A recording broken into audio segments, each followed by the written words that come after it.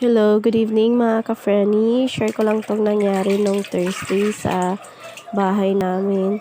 Around 8 p.m. po mga ka-Frenny, kung mapapansin nyo, malabo yung tubig at parang ihilang na nga yung lumalabas. Ano mga ka-Frenny, di ko alam kung bakit pero biglang nagkaganyan ng tubig namin.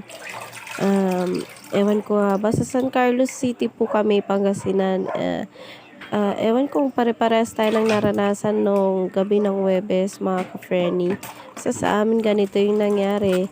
Lumabas na nga ako mga ka-Frenny at nalobot na yung phone ko kaya hindi nyo na makikita yung ano. Pero umaandar yung tubig dyan nasa background. Sana marinig nyo habang pinupuno yung timba sa labas dahil wala ngang tubig na tumutulo sa loob at marumi pa yung nasa drum na tumulo.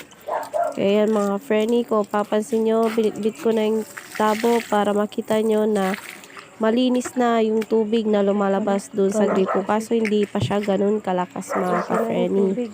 Pero at least malinaw na, di ba? At mapapansin nyo rin itong inipon na tubig na nasa timba ni Habi. Malinaw na rin mga ka-Frenny. Mapapansin nyo kasi itim yung timba at green yung tabo. Gaya ng sabi ko mga ka-Frenny, ito ulit yung eksena sa banyo na